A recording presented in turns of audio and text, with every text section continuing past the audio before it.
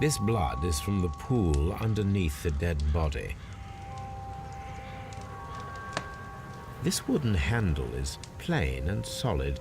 Peter Carey tried to defend himself with this knife, but he did not succeed.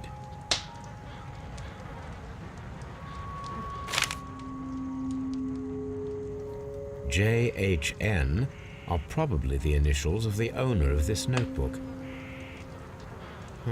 The pattern of the blood stain indicates that the notebook was not lying on the floor prior to the crime, but it was dropped into the pool of blood after the death of Peter Carey.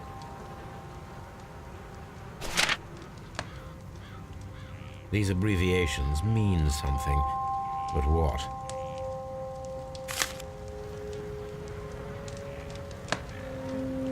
Peter Carey was impaled to the wall by a whaling harpoon.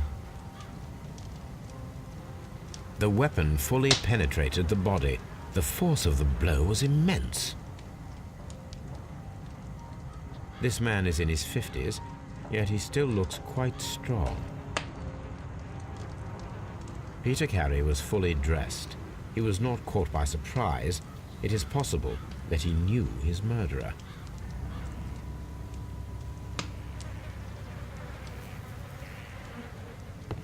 The Sea Unicorn. She was the ship that Peter Carey commanded.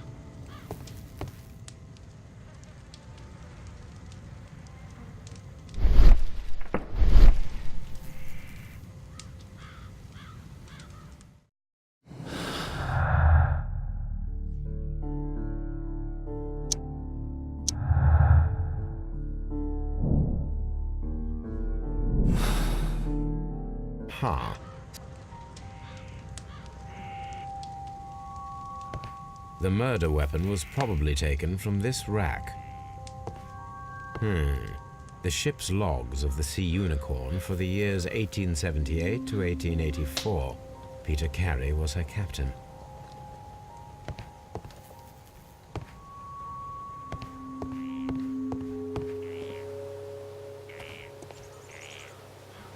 Well, Mr. Holmes, what do you think? I think that we are lucky. And why is that? Because of last night's attempted break-in. Oof, you've lost me. It is very probable that whoever came here hoped to find the door open. They tried to force it with a knife blade, but they failed. What will they do? Why, return tonight, when they will be better prepared. Aha! So what do you propose? We shall remain on the outside, near the window, where we stand the best chance of catching sight of our visitor. Well, gentlemen, ready your pistols. We have a long night ahead of us.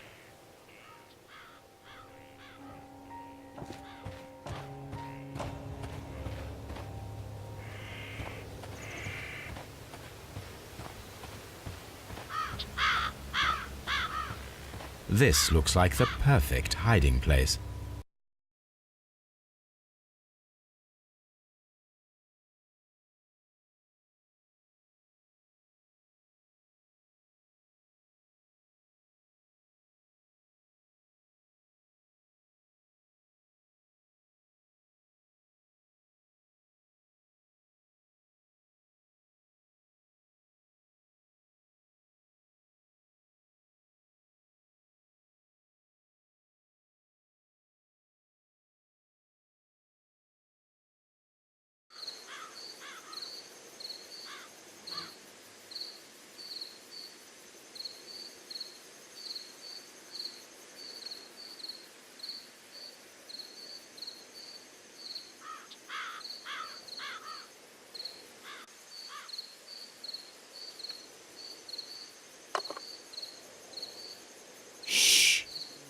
Did you hear that?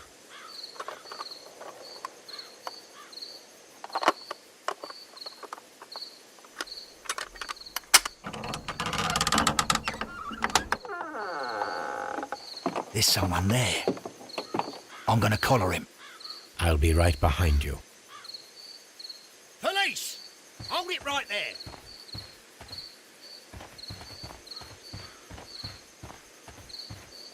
Mr. Holmes? All right, my fine fellow. Who are you and what are you doing here? You're detectives, I suppose. You imagine that I'm connected with the death of Captain Carey. I assure you I'm innocent. Innocent? Then what are you doing in his cabin? Shall I tell you? You came to retrieve what you had lost after killing Peter Carey, but we were here waiting for you. What is your name? John Hopley Nelligan, but I didn't... Do you deny that you came here yesterday? No, but yes, it's just that I couldn't... I'm tired of this. Off we go to the yard.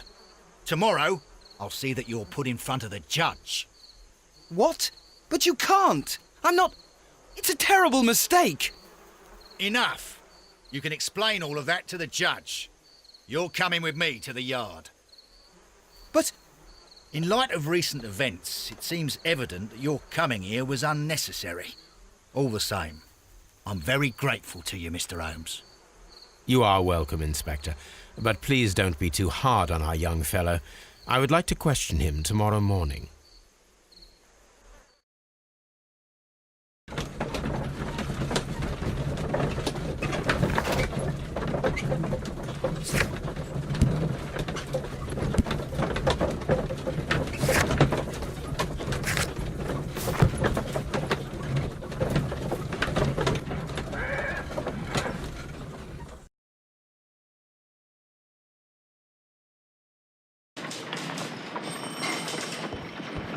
Mr. Holmes? Good morning, Mr. Holmes. Can I help you? Good morning, Constable. I would like to speak to the fellow who was arrested at Woodman's Lee last night.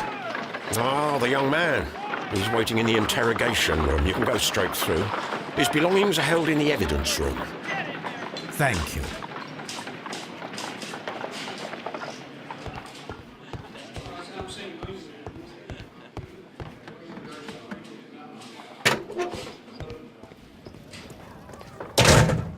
These are the suspect's belongings. The notebook that we found on Peter Carey's cabin floor. A pocket knife. It was used to force the door of Peter Carey's cabin. A handkerchief with the initials JHN.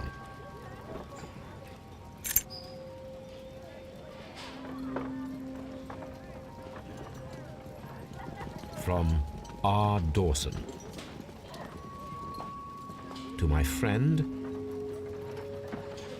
and partner, 1883. Dawson. I've seen this name before. Perhaps my archive holds the answer.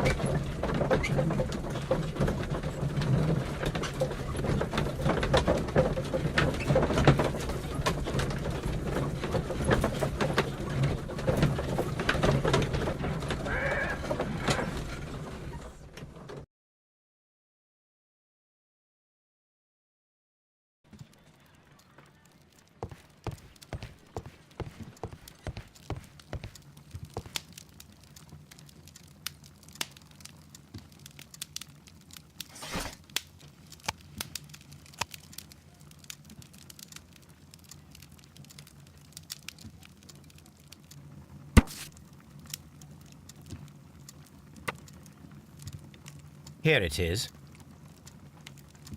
Now I begin to understand that young man's story, but I am still unclear as to what connects him with the murder. It is time to ask him.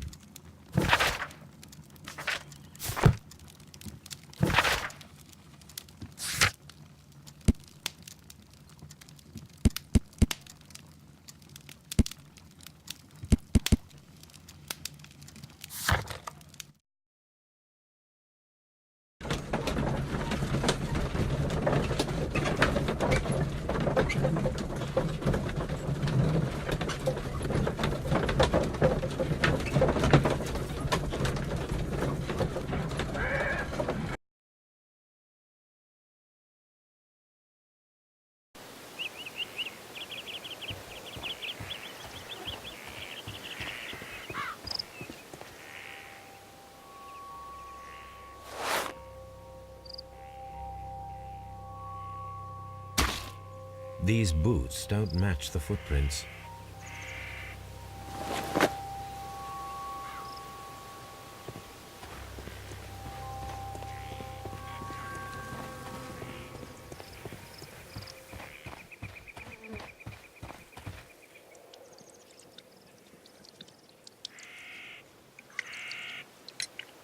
Is this your husband's tobacco pouch? I'm not sure. It might be, but he hadn't smoked in a very long time. Your husband's private papers. Do you know where they are? There was a small tin box, barely larger than a book. He kept his papers there. It should be somewhere in his cabin. Thank you, madam.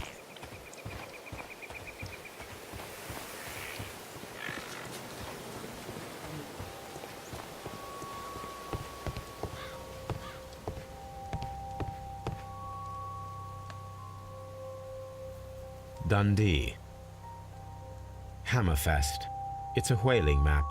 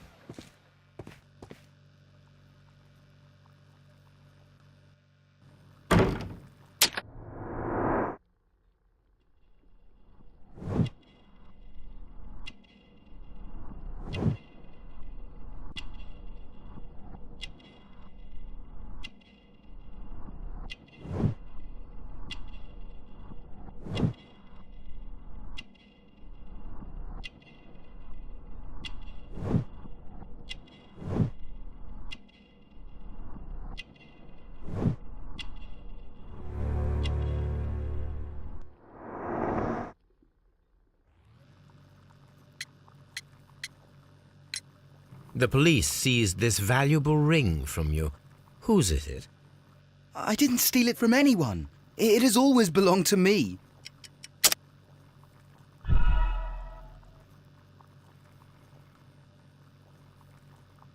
The police...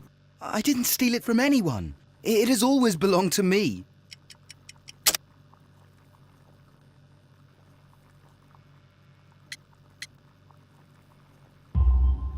The ring's date of engraving is many years ago. You would have been a child then, hardly in any position to receive such an item from a partner. So, Mr. Nelligan, who is the true owner of the ring? The ring is mine. No, Mr. Nelligan. I believe that the ring had belonged to your father. Oh, but how do you know? The jacket you are wearing is made of an expensive fabric that only a man of exceptional wealth could afford. You do not seem to me to be a rich man, Mr. Nelligan. Furthermore, the garment is ill-fitting. It is quite clear that it belonged to someone else, most probably your father. With your father gone and taking with him the family's wealth, as a little boy you had to find yourself a manual job, and it was most probably cleaning fish. You cut your hands often while working. I can tell from the scars. I'm speechless, Mr. Holmes. It all happened exactly as you say.